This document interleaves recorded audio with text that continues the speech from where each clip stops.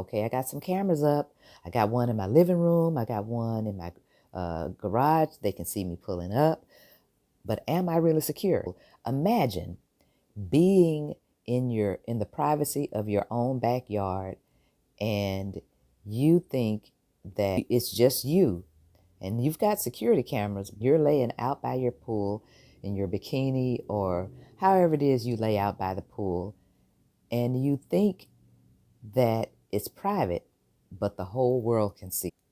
Well, that is what happens when your home or your devices are not secure. Stay tuned and keep watching.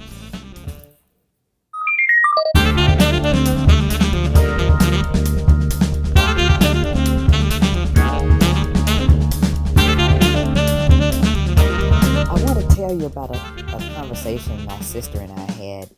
We both have vintage cars and we plan on getting them fixed one day.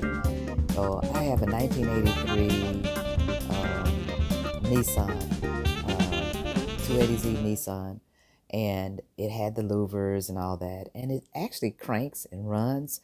The only thing that's wrong with it is it needs a fuel pump and it needs a thermostat. I was talking to my sister this morning and mentioning that project to her, and she said, yeah, I want to fix my Porsche too. She said, we should do that. And I said, and you know the good thing about us fixing those cars? And she said, what?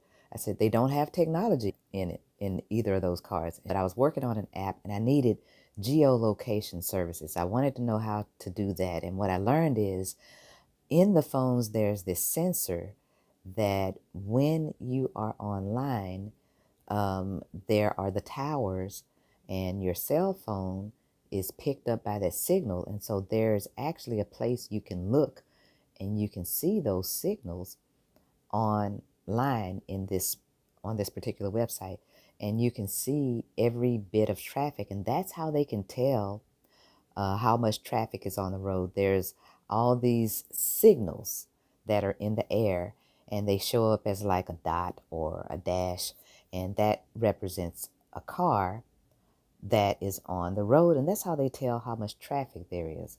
Well, now think about this. With AI and technology improving, in addition to that, you have the cars that are now built with technology packages. What do you think is built into those technology packages? Tracking. That means they can track your conversation because there's going to be microphones in the car. Well, this is me saying that. I haven't proven that. I still drive a car or two cars that are 2010 and 2009 model vehicles. And so I like that because there's no technology in it. And so when I really go off the grid, I'm really off the grid. That is, if I don't have a cell phone with me. And so they are saying that televisions now come with cameras and or microphones. Let me make sure my head is straight. That's the beauty of recording yourself. You can see what's going on. And so they're saying that microphones are inside TVs and they can hear your conversations. And I don't know how true that is, but I bought this little device. And if you want to know about it, I can put a link down. If I remember, I'll put a link in the description. This device that can scan for cameras and or microphones to let you know if they are present. Because let's face it, you may as well consider yourself being recorded. When you talk on the phone, act as if someone is listening, because someone could very well be listening. When technology was first becoming popular, there was this guy, he did a video showing people how he could manipulate people's security cameras.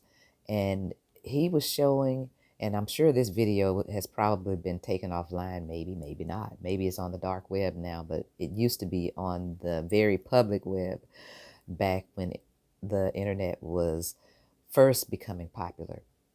Well, he would find open IP addresses, and an IP address is your address on the internet to your device. So your phone has an IP address, your TV now, if it's a smart TV, it has an IP address. Your computer has its own IP address. And so he would find the IP address of security cameras that were open. Now, these addresses or this technology was the responsibility of the security companies, because no one was installing their own security like some people may be able to do today. People were going through reputable security companies and having security systems installed in their homes. And so he would find unsecured security addresses, and he would go to their control panel, and he knew all of that information because it was standard for, let's say your security company was net zero. So I'm making this up for the purpose of this video. So your security company was net zero. Net zero had a standard of how its systems functions. So that means they had an instruction manual, and that manual might have been online. Well, if you were any good on the internet, then you could look this information up and know pretty much how those networks functioned, and you can go and find cameras on the internet with certain searches, and it would pull them up. And so this guy was literally showing people how to do that. And then he would find open cameras. Imagine being in the privacy of your own backyard, and you think that it's just you, and you've got security cameras, but you think those security cameras only you have access to, and you're laying out by your pool in your bikini or however it is you lay out by the pool, and you think that it's private, but the whole world can see it. Well, that is what happens when the internet is not secure, or your home or your devices are not secure. When you go to security companies, you want to test, you want to know, how do you know if that security company is really secure? How do you know that no one else can see into your home besides the security company? Because if someone breaks into a security company system, then they can essentially see everything that's in your home. So if you think about, you have a security system and you have a password and a login, and you have the ability to be able to check it, and you want to check your home and see, and that you can now talk into those systems, and the people can hear you and things like that. You want to think about who else, if they broke into it, what can they see? So if you're getting a security system installed,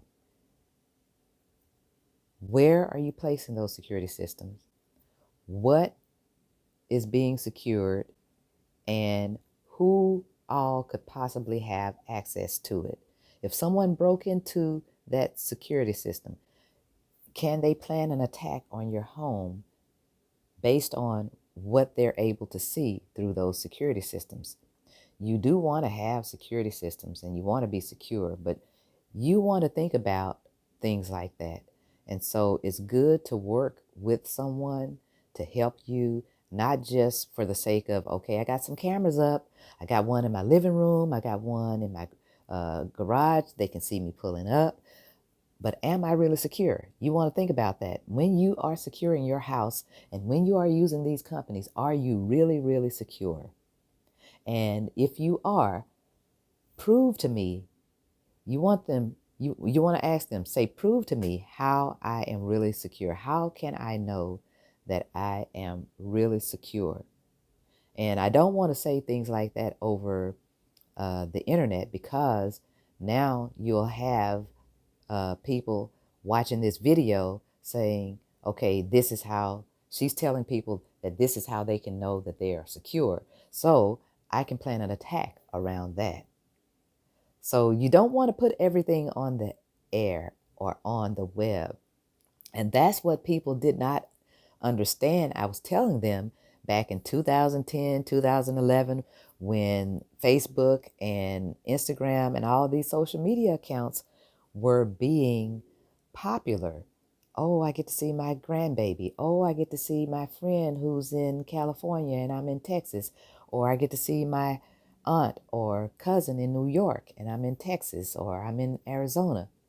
Well, everything free is not free. You are paying for it with your data, your information.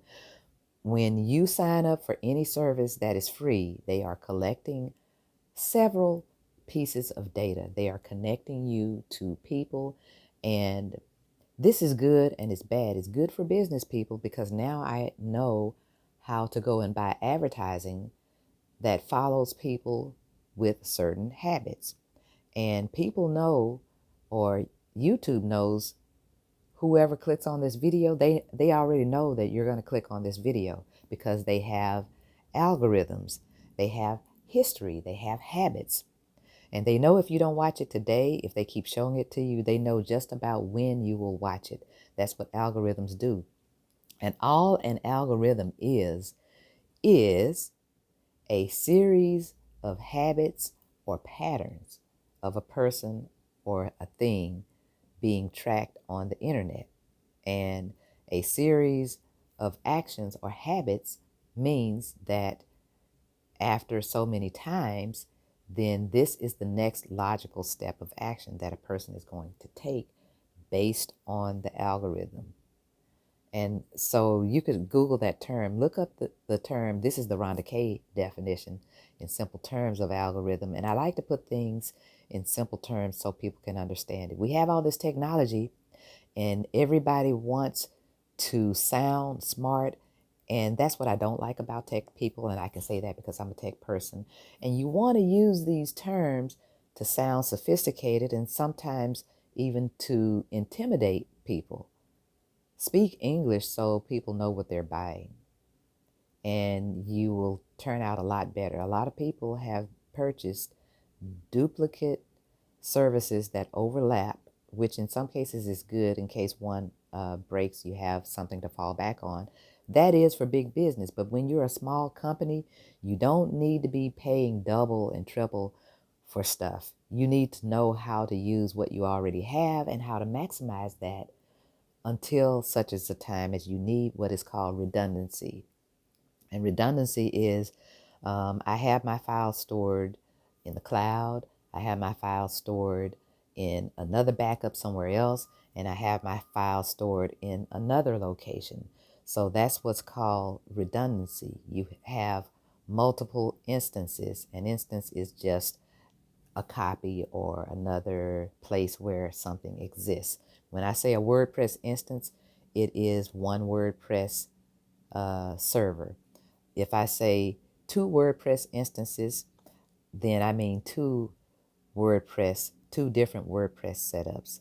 And so sometimes you'll hear tech people use their tech jargon that they speak amongst themselves when they're talking, but they should never speak that way to you.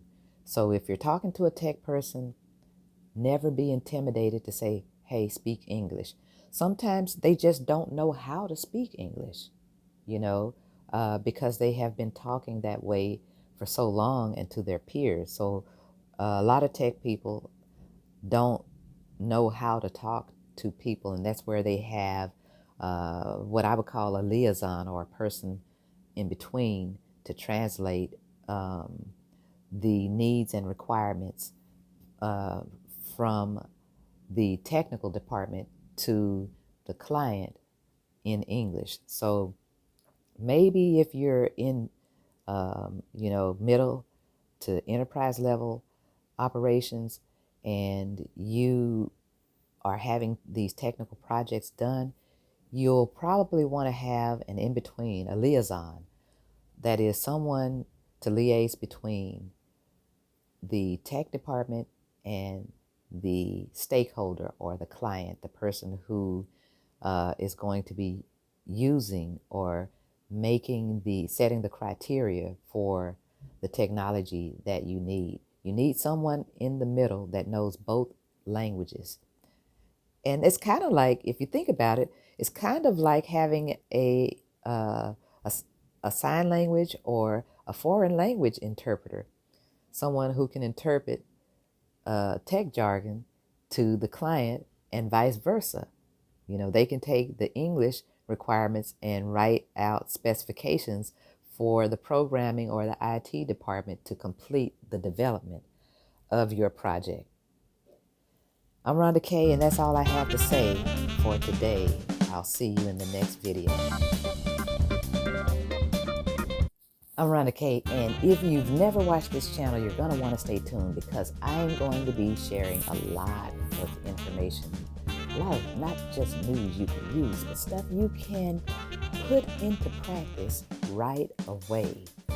I'm going to be doing Tech Talk series. I'm going to be doing training tutorials, and I have an institute, Dallas Technical Institute, where I combine 3 mediums, that is the web, film, and programming. I wanted to combine those 3 because I knew they would be big. I'm going to do one of the trainings I'm going to do is a WordPress series, so stick around if you want to build your own website and you want to look like the big boys.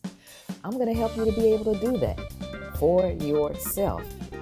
Or you can pay me and you could spend, quite a bit of money, but what if you are on a budget? Then I can help you look big so you can act big until you really become big.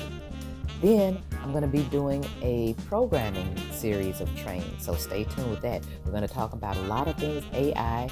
A colleague of mine, David Merritt, we both wrote a book, Prompt and Prosper, with ChatGPT and artificial intelligence. We're going to talk about a lot of things AI, so you'll want to stay tuned for that. I got a lot of good stuff planned for you, so stay tuned and keep watching.